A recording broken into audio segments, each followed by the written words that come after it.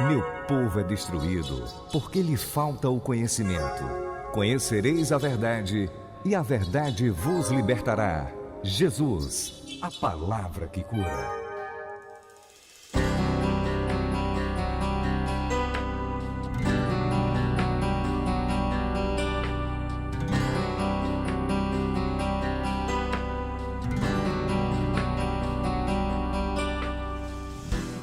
Graça e paz, abençoados.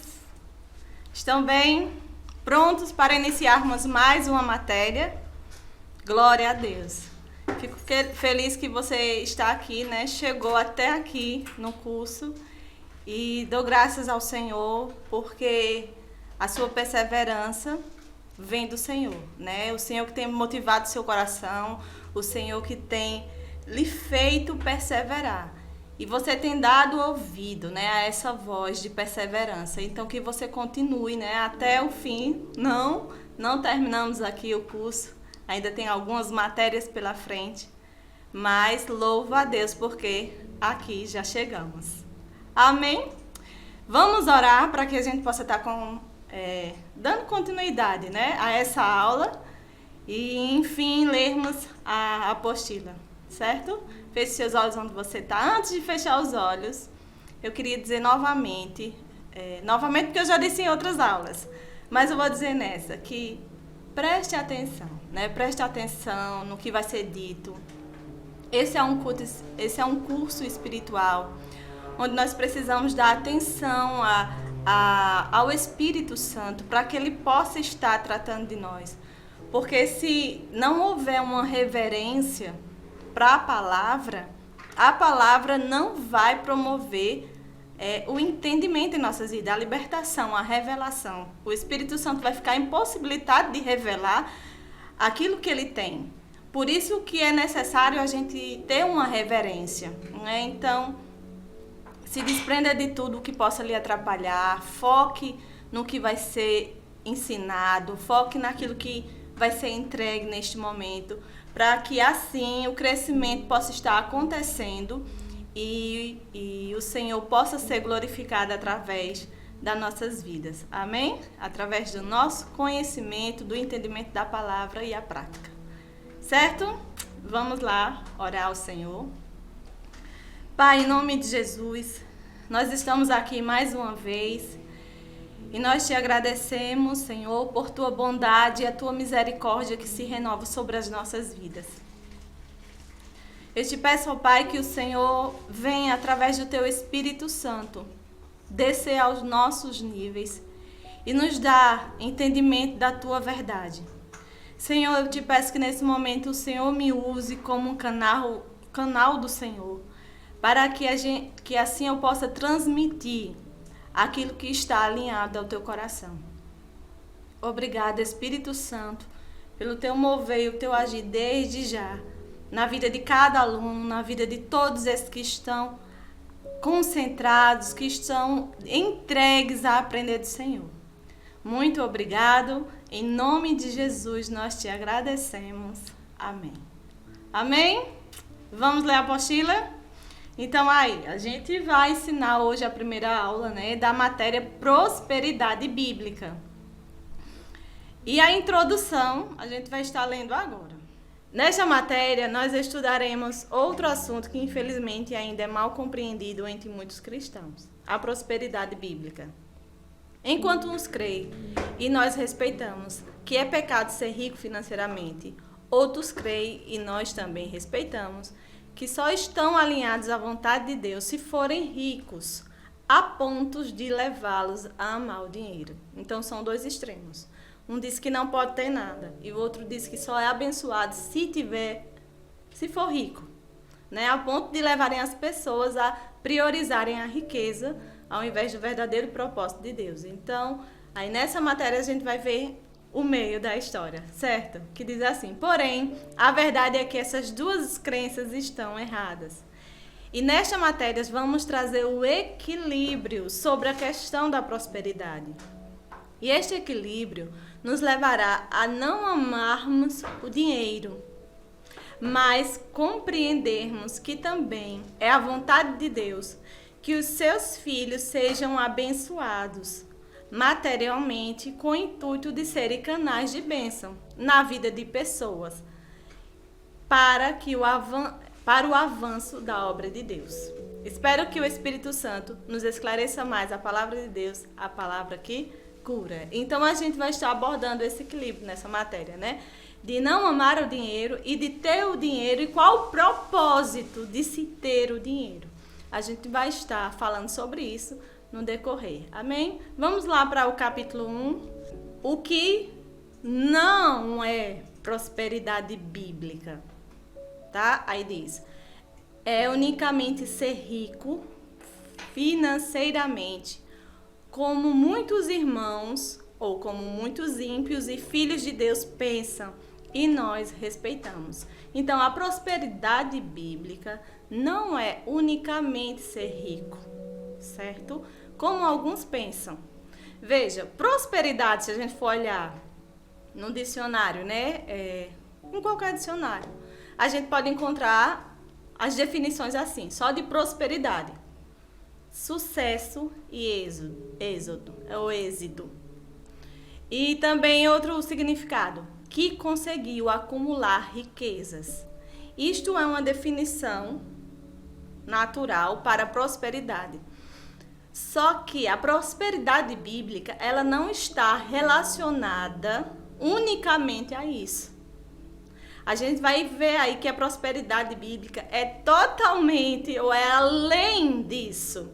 Ela não é limitada a ser rico, né, financeiramente. A prosperidade bíblica, é importante que você sempre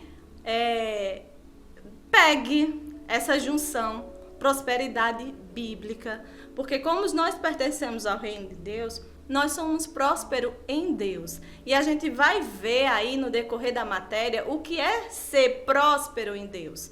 Ele não está limitado como a nossa mente naturalmente associa, que a prosperidade está apenas ligada às finanças. E não é assim que a palavra de Deus nos diz.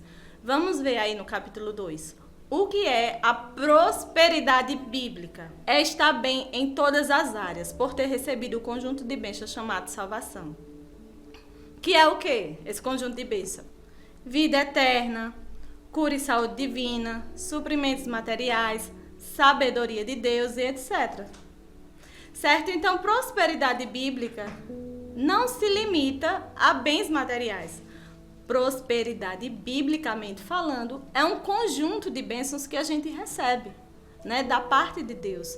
Quando a gente aceita Jesus como Senhor e Salvador da nossa vida, a gente recebe esse conjunto de bênçãos chamado salvação, né? Que dentro está a vida eterna, a cura, saúde divina, suprimentos materiais está dentro. Então, isso é prosperidade bíblica, né? É ter tudo isso ao nosso favor, através de Jesus Cristo. Amém? Então, a gente não pode limitar a prosperidade bíblica apenas a finanças, porque finanças é uma parte da prosperidade bíblica, mas não é a sua totalidade. E, além do mais, a gente vai ver qual é o objetivo de se ter as finanças. Certo? Uma finança abençoada no sentido de próspera. A gente vai ver qual o objetivo. Porém, o que a gente tem que entender aí nesse capítulo 2 é que prosperidade bíblica é ter um conjunto de bênçãos chamado salvação. Amém? Olha, tem esse texto aí de 3ª de João. Vamos abrir? 3ª João 2. Diz assim. Deixa eu abrir aqui na minha Bíblia.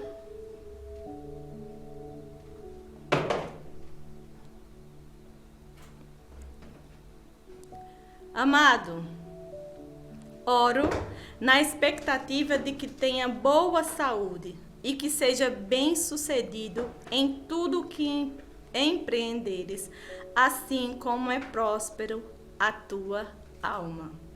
Né? Então, está falando de uma alma próspera, cheia do conhecimento, da verdade de Deus, do entendimento da salvação. certo?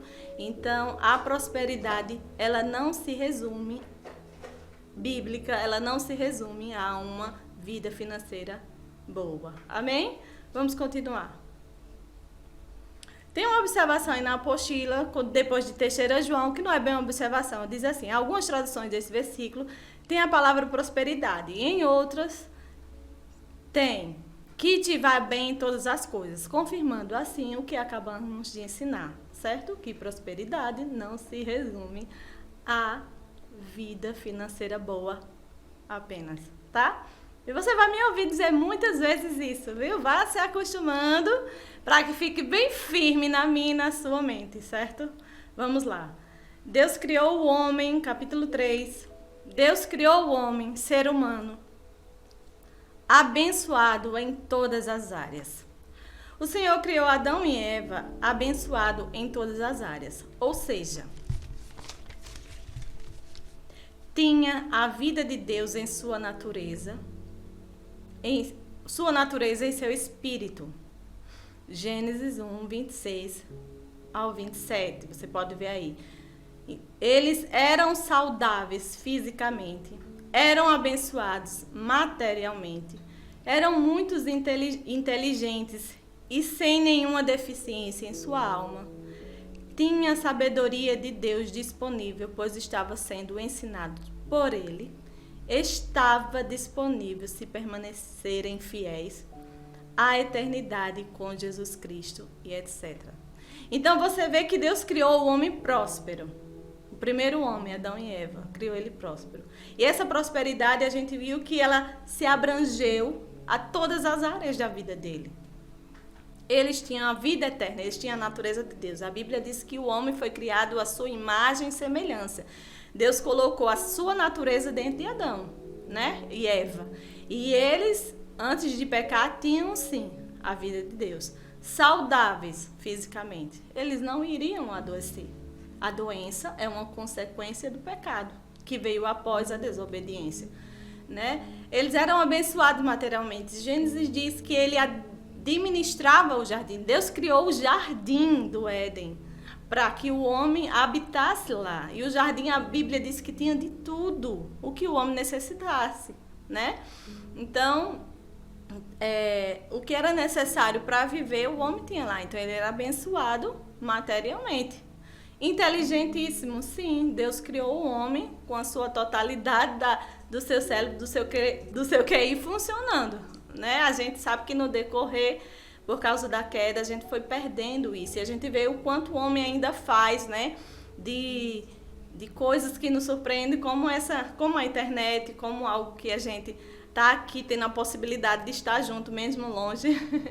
Então, isso é uma parte da inteligência que ainda restou no homem, mas o homem era dotado, sim, de uma inteligência sobrenatural, no sentido de quê? De que era perfeita, né? Como Deus o fez antes da queda, certo? E tem aí os versículos, você vê que ele deu ao nome todos os animais, enfim, o Senhor deu a ele a capacidade de administrar ali o jardim e toda a terra, consequentemente, né? Mas, enfim, vamos continuar aqui. Tinha a sabedoria de Deus disponível, Deus ia lá, falava com ele. A Bíblia diz que todos os dias o Senhor ia falar com o homem, e isso, eles tinham acesso direto a Deus, recebendo da sabedoria do Senhor.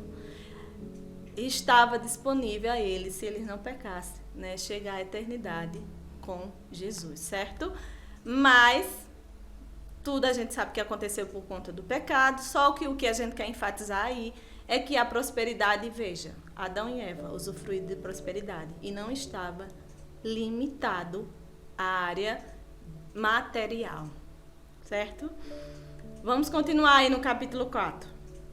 Qual foi o propósito principal de Deus ter criado o ser humano?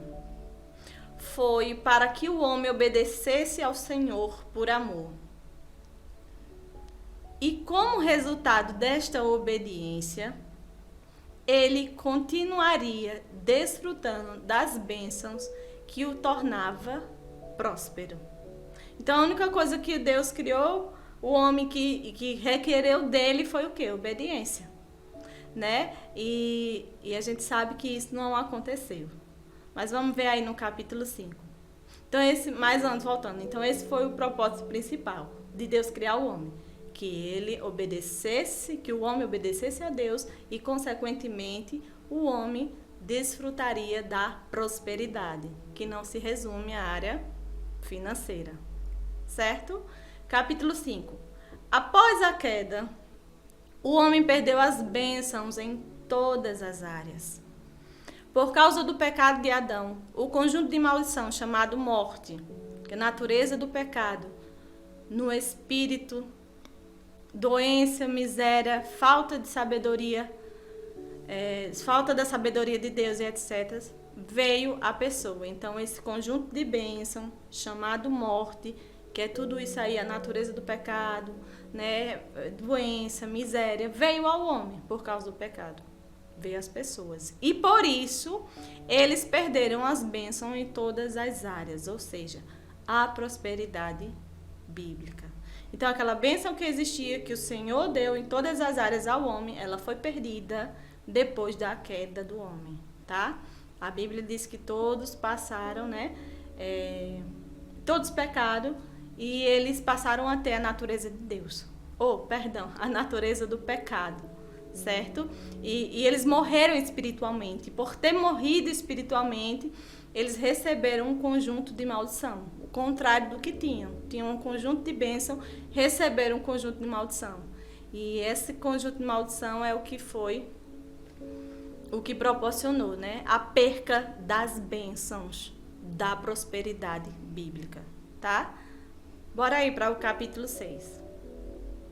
Os homens e mulheres de Deus do Velho Testamento usufruíam de parte das bênçãos. Olha, eu parei aqui um pouquinho, sabe por quê, irmãos? Porque tem uns textos aí no capítulo anterior, do capítulo 5, de Gênesis e de Romanos. Aí eu queria que a gente abrisse esse capítulo aí de Romanos, para que a gente confirmasse pelo menos essa informação da queda. Romanos 5:12. Antes de a gente dar continuidade aí no capítulo 6, tá? Diz assim: concluindo, da mesma forma como o pecado ingressou no mundo por meio de um homem, que foi Adão, e pelo pecado a morte, assim também a morte espiritual, foi legada a todos os seres humanos, porquanto todos pecaram. Tá vendo? Então a morte, consequentemente o conjunto de maldições, foi passado para todos os homens, após a queda de Adão. Certo? Vamos lá. Continuando. Os homens, mulheres, no capítulo 6, os homens e mulheres de Deus do Velho Testamento usufruíam de parte das bênçãos. Após o pecado de Adão e Eva, nas dispensações e alianças anteriores às mortes espiritual e física e ressurreições espiritual e física de Jesus, aqueles que eram fiéis a Deus no que conheciam e entendiam da sua palavra e por isso cumpriram um propósito original de obedecer ao Senhor por amor, eram abençoados por eles em muitas áreas, inclusive materialmente. Então, irmãos, depois de pecar, né, Deus continuou a tratar com os homens, certo? E aqueles homens, antes da vinda de Jesus, aqueles homens que, dentro de sua limitação, decidiam ter um relacionamento com Deus e que eram fiéis ao Senhor por amor, dentro daquilo que eles tinham e que conheciam, Deus abençoava esses homens, sim, né, em muitas áreas de sua vida, inclusive na área material. Aí tem uns textos aí, Deuteronômio 28, verso 1, diz assim: se fielmente obedeceres à palavra do Senhor teu Deus, tendo zelo de seguir todos os seus mandamentos que neste dia te ordene Yahvé, o teu Deus, te exaltará sobre todas as nações. Ao 3, Bendito serás na tua cidade, bendito serás no campo. 5. Bendito o teu cesto e a tua amassadeira. Bendito serás ao entrares e bendito serás ao saíres. 8, versículo 8. O Senhor enviará bênção aos teus celeiros, bem como a todo o trabalho realizado pelas tuas mãos. O teu Deus te abençoará ricamente na boa terra que te concede. 11. O Senhor te concederá grande prosperidade no fruto saudável do teu ventre, nas tuas muitas crias dos teus rebanhos, nas colheitas abundantes da tua terra generosa. Nesta terra que o Eterno, sobre juramento aos teus pais, prometeu dar-te. Né? E aí ele vai dizendo as bênçãos até o 13, vai seguindo. Mas o que é que a gente está vendo? Que mesmo na aliança passada, né, mesmo que antes que Jesus viesse, aqueles homens que decidiam ser fiéis, eles eram a Deus, a sua palavra, dentro do que eles sabiam. Eles eram abençoados, sim, por Deus em muitas áreas da sua vida. A gente vê aí proteção, a gente vê aí o fruto do ventre, cura, né? Saúde, a gente vê aí a prosperidade também no sentido financeiro. A gente vê. Então, o Senhor abençoava, certo? Por quê? Porque Deus é bom. E Ele tem interesse, né? Que a gente esteja bem em todas as áreas da nossa vida, certo? Aí Ele não limitou, não. Tem que vir Jesus para ser o libertador, para poder as bênçãos vir de novo ao homem. Não. Até antes mesmo disso, a gente vai ver que tem uma diferença. Depois que Jesus veio, tem uma diferença.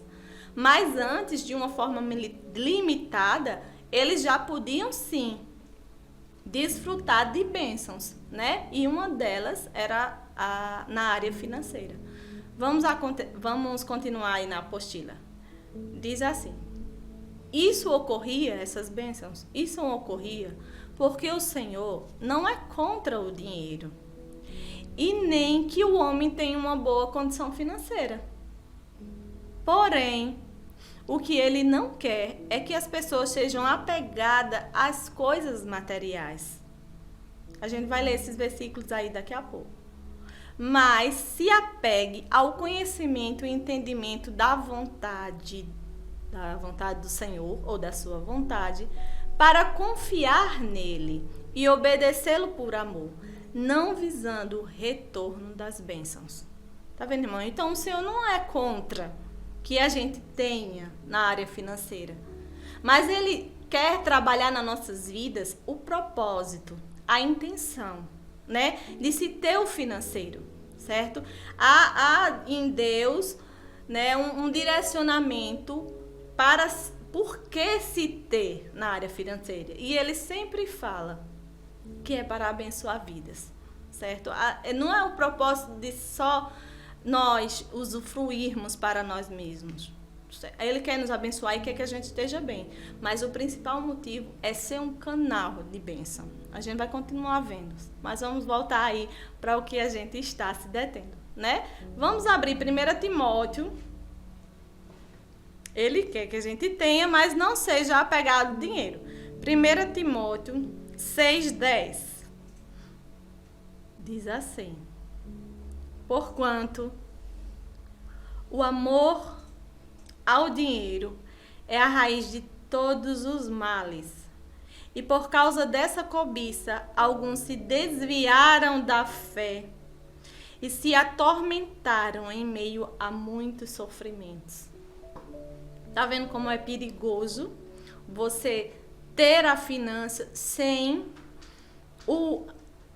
a revelação correta dentro do coração? Quando se tem a revelação correta, você jamais sai do propósito, né? Do propósito inicial do ser humano, que é o quê? Que é pertencer a Deus, que é servir a Deus, que é amar a Deus e obedecê-lo. E, consequentemente, amar as pessoas. Porque o Senhor diz na sua palavra, qual é o primeiro mandamento? O primeiro não, o mais importante dos mandamentos. Amar a Deus sobre todas as coisas e ao próximo como a si mesmo. E quando eu não tenho uma mentalidade firme em relação a isso, eu vou ser facilmente seduzida pelo outro lado. E se usa muito o quê? O outro lado do mal. E que se usa muito o quê? Através das finanças. Vê, o amor ao dinheiro, amar o dinheiro é a raiz de todos os males. Então, o amor ao dinheiro é uma arma muito poderosa que o diabo se utiliza para enganar as pessoas. E alguns filhos de Deus, por não ter discernimento, infelizmente, é conduzido a esse amor ao dinheiro. Onde Deus quer que a gente entenda que a prosperidade nele não resume a ter dinheiro. A prosperidade nele é estar bem em todas as áreas da vida. É receber esse conjunto de bênçãos chamado salvação, que transforma a nossa vida, que nos tira das trevas, nos coloca na luz e nos faz, consequentemente, ter sabedoria para, assim, ter dinheiro com o propósito correto e administrá-lo bem. Amém? Mas, enfim, vamos continuar, Esse texto aí de Eclesiastes 5:10 diz: quem ama o dinheiro nunca se farta dele. Ninguém pode servir a dois senhores, diz lá em Mateus 6:24. Ninguém pode servir a dois senhores, porque há de amar a um e desagradar o outro, ou vice-versa, Então veja a colocação que ele bota do dinheiro. Ele como que igualasse assim, Senhor é Deus e o dinheiro também é o Deus. Se você não souber ter o dinheiro vai deixar de ser o seu senhor, submisso a você, e vai começar a ser o seu senhor. Vai ser um Deus. Então veja como a gente tem que ter cuidado quando diz respeito a dinheiro. Porque ele pode tornar-se um senhor nas nossas vidas. E aí a gente vai agradar ao serviço a ele do que ao serviço ao Senhor. E na verdade o dinheiro tem que ser o quê? Escravo nosso. A gente está acima em Cristo e tem que ter esse entendimento de que o dinheiro não pode ter domínio sobre as nossas vidas. Amém, irmãos? Vamos ler de novo aí, só para que a gente continue no raciocínio. Isso ocorria, eles eram abençoados, o povo do Velho Testamento, que era fiel a Deus. Ele era abençoado financeiramente. Por quê? Isso ocorria porque o Senhor não é contra o dinheiro e nem que o homem tenha uma boa condição financeira. Porém, o que ele não quer é que as pessoas sejam apegadas às coisas materiais, mas que se apeguem ao conhecimento e entendimento da vontade de Deus, para confiar nele e obedecê-lo por amor, não visando o retorno das bênçãos. Amém?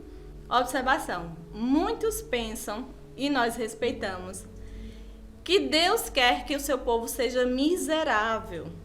Não, porque a palavra diz que devemos andar em humildade. Mas humildade não é a mesma coisa, irmãos, que miséria, certo? Então, porque a palavra fala aí, tem uns textos aí, Efésios 4, 1 e 2, Provérbios 15, 3, diz quem é humilde e é respeitado. Esses textos aí, Provérbios 16, 19, eles falam sobre humildade. Só que você lendo o texto, você vai ver que humildade, ela não está relacionada à falta de dinheiro. Não. Vê aí na apostila. Pelas Escrituras, entendemos que humildade é reconhecer suas falhas, aceitar o que a palavra de Deus diz, colocando em prática, mesmo quando é corrigido ou repreendido. Então, a humildade, ela está associada ao quê? A colocar em prática a palavra de Deus, a reconhecer as suas falhas, E mesmo quando é corrigido ou repreendido, certo? Vê, abra aí, por favor, Provérbios 16, 19. Diz assim: melhor é ter um espírito humilde entre os oprimidos do que repartir um grande espólio com os arrogantes. Então, vê só, ele está dizendo assim, melhor é ter um espírito humilde entre os oprimidos. Esse oprimidos aí, você pode ver em outra versão, é no sentido de pessoas sem recursos, tá? Do que repartir um grande espólio, riquezas, entre arrogantes. Então, a arrogância ele está ligando a humildade com a arrogância. Então, humildade não é desrespeito à falta de dinheiro. É uma postura do caráter do homem, né? Do seu posicionamento. Ou ele é uma pessoa humilde que aceita a correção do Senhor, que aceita os ensinamentos, que se submete ao Senhor, ou ele é arrogante, que rejeita, certo? E depois no mesmo versículo ele faz oprimidos ou pobres e grandes espojos, né? Falando o quê? De riquezas. É melhor você ter ali, você ser humilde com quem é pobre, tá? São duas coisas, humilde, pobreza. Mas ele está falando nesse versículo, é melhor você ser humilde com quem é pobre do que você ser arrogante com quem é rico. Eu não sei se vocês estão me entendendo, irmãos. Mas se você prestar atenção, você vai ver que há uma diferença aí e uma explicação em nos dizer que a humildade, ela não está relacionada à pobreza. Certo? Até porque você pode ser humilde e ser rico. Porque humildade é o quê? É obediência ao que Deus diz. É se submeter, é reconhecer suas falhas, é reconhecer seus erros, mesmo diante de correções. Amém? Bora continuar? Pelas Escrituras, entendemos que humildade é reconhecer suas falhas. Tá? Aí esse Lucas, ele fala daquele fariseu e do cobrador de impostos, né? Que o fariseu estava lá se achando diante de Deus, e é uma parábola. E aí o cobrador de impostos estava reconhecendo seus pecados, né? Estava se humilhando diante do Senhor, e diante dessa parábola que Jesus contou, ele perguntou: quem será que saiu de lá justificado? Aí Jesus disse: com certeza, aquele que foi humilde diante do Senhor, aquele que confessou seus erros, né, e demonstrou arrependimento, do que o outro arrogante, que se achava o mais santo de todos os santos. Amém? Então, aí um ensinamento sobre o que é humildade. Também, a humildade é aceitar o que a palavra de Deus diz, colocando em prática. Né? Tiago diz que a gente tem que aceitar a palavra de Deus humildemente, que ela é poderosa. Amém? Então, que aceita, ela é poderosa para transformar nossas almas. A gente tem que aceitar ela com humildade. Quando a gente não aceita com humildade, ela não exerce o poder que ela tem, né? Porque ela só vai transformar, ela só vai libertar, renovar a mente daqueles que recebem a palavra com humildade. Mas aqueles que se posicionam em uma postura de arrogância, de que não, eu já sei disso e não tem mais nada para saber, infelizmente não vai ser tratado pelo Senhor de uma forma maior, por sua palavra. Amém? Mesmo quando é corrigido ou repreendido, tá? A gente tem esse texto aí de Provérbios 15. Vamos abrir lá para ver o que a palavra nos diz. Provérbios 15, 31. Diz assim: quem acolhe bem a repreensão construtiva terá sempre lugar entre os sábios. Quem recusa a disciplina despreza sua própria pessoa, mas quem compreende a repreensão adquire ainda mais entendimento. A sabedoria ministra o temor do Senhor, e a humildade antecede a honra. A humildade. Que humildade? A humildade de ter acolhido a disciplina. A humildade de ter não resistido à correção, né? Isso é humildade, certo? E não, humildade, não, biblicamente aí falando, não está relacionado a ser pobre. Certo, irmãos? Vamos continuar assim. Na apostila, alguns exemplos de homens do Velho Testamento que, dentro do que conheciam e entendiam de Deus, obedeciam por amá-lo e não visando o retorno das bênçãos, e por causa disso foram abençoados materialmente por ele. Então a gente vai ver aí exemplo de pessoas que amavam o Senhor, independente de qualquer coisa, e por amar foi abençoado. Amém? Jó, a gente pode ver Jó, né? Realmente ele está aí como o primeiro exemplo, irmãos, de uma pessoa que tudo tinha e o inimigo até desafiou, dizendo que se ele nada tivesse, ele blasfemaria, ele se revoltaria contra o Senhor. E mesmo assim a gente sabe a história que tudo aconteceu de mal a Jó. Ele perdeu tudo o que tinha, inclusive a sua saúde, só lhe restou a vida, porque não foi lhe permitido tirar a vida. E tudo foi tirado, mas a gente viu que ele não rejeitou ao Senhor. Ele permaneceu fiel, né? Ele disse que veio nu do ventre da mãe dele e nu voltará. A mulher até foi usada para dizer amaldiçoa esse Deus e morre, mas qual foi a postura dele? Eu não ligo para essas coisas.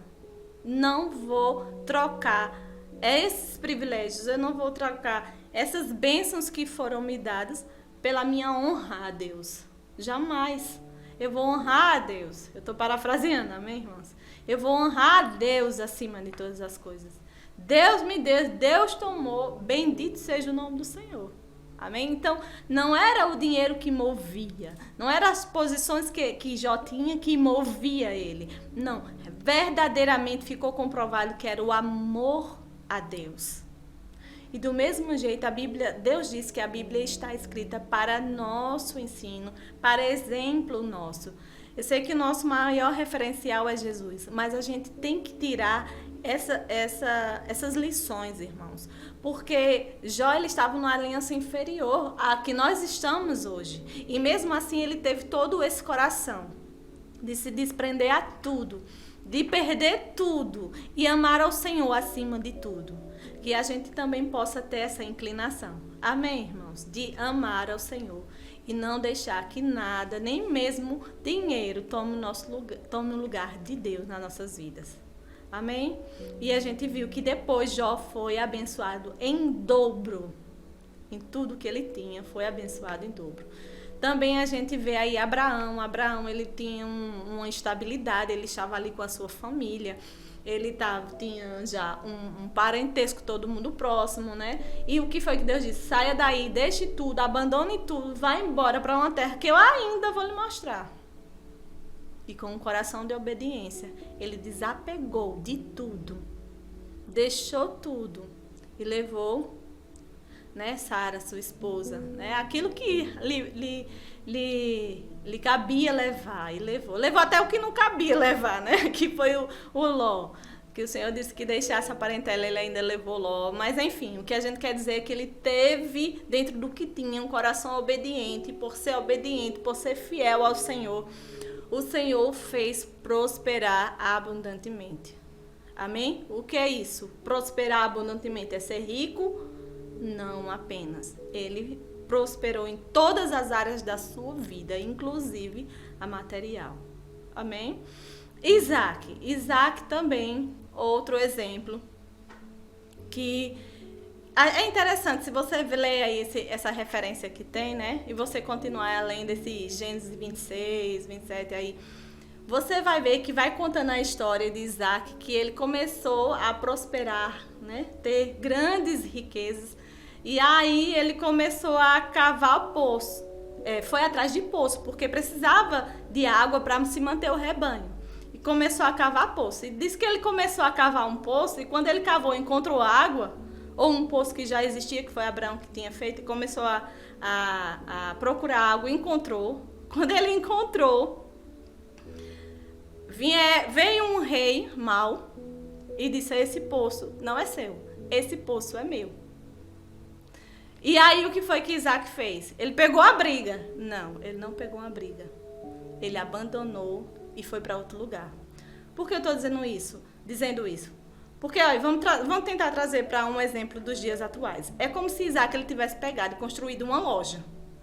Construiu uma loja, pôr com tudo, e ali aquela loja ia ser a renda, mais uma da renda que ia produzir, né, na vida dele, para o sustento de tudo que ele tinha. E ali, quando chega, a loja tá prontinha, aí vem alguém: olha, você construiu a loja aqui, mas o terreno é meu e essa loja agora é minha. Aí sabe o que ele fez? Ele deixou para lá. Por quê? Porque ele não tinha apego às coisas. Ele tinha a confiança em Deus. E se você ler aí, você vai ver que ele não foi só uma vez, foi 2 vezes. Apenas no 3º poço que ele abriu é que o Senhor permitiu ele ali ficar. E ele sim tomou conta daquele lugar e pôde prosperar cada vez mais naquele lugar, certo? Mas a gente vê sim um coração disponível, um coração entregue à obediência do Senhor. Aquilo é o propósito de vida de Deus. Deus não chamou ele para estar guerreando, Deus chamou ele para a paz, né? Enfim, Jacó, a gente também vê em Jacó, e em José, a gente também vê a fidelidade de José e a prosperidade em todas as áreas, inclusive na material, também na vida de José. Bora ver aí a observação? Observação. As bênçãos do Senhor no Velho Testamento eram apenas naturais. Saúde, longevidade, bens materiais, etc.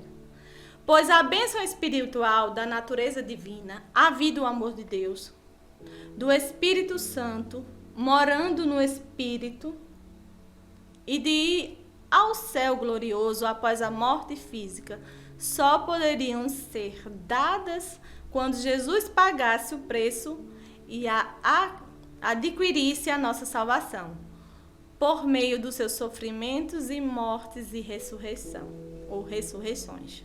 Gálatas 3, 13, 14, diz que a bênção de Abraão, citada no versículo 14, se refere às bênçãos naturais que as pessoas do Velho Testamento usufruíam. E o Espírito prometido refere-se à bênção do Espírito Santo morando em nosso espírito. Então, o que é que a gente está lendo aí? A gente está vendo que no Velho Testamento as bênçãos se limitavam às coisas físicas, naturais, certo? O que se podia usufruir aqui nessa terra. Porque, como Jesus ainda não tinha vindo e não tinha feito o seu propósito de morrer e ressuscitar por fim, não tinha como um homem ter acesso às bênçãos espirituais que hoje você e eu temos, né? Não era disponível antes, como hoje é. Hoje a gente pode ter o Espírito Santo dentro de nós, hoje a gente já tem a condição de esperar o retorno de Jesus Cristo, né? Vamos ser arrebatados, enfim, há bênçãos que hoje a gente já pode usufruir que antes eles não podiam, certo? A gente vai estar vendo mais lá no capítulo após esse. E continuando, é por isso que o homem interior, espírito e alma dos fiéis do Velho Testamento ia para o céu Hades, quando morriam fisicamente, pois nesta época o paraíso estava lá, no céu Hades, onde eles foram para o céu glorioso após a ressurreição do Senhor, como estudaremos detalhadamente na matéria céu e inferno. Então, após essa matéria, a gente vai ter uma matéria chamada Céu e Inferno, onde vocês vão poder estar entendendo melhor o que a gente viu aí, tá certo? Essa questão do paraíso, do inferno, do céu Hades, enfim. Na matéria Céu e Inferno, a gente vai ver de uma forma mais detalhada, ok? Então, a gente vai estar encerrando por aqui essa aula. Eu espero que você tenha sido poderosamente abençoado. Estaremos dando continuidade ao capítulo 7 na próxima aula e que vocês estejam desejosos, né, na expectativa para que também o Espírito Santo continue a operar nessas aulas. Amém? Então fiquem na paz e Deus abençoe em nome de Jesus.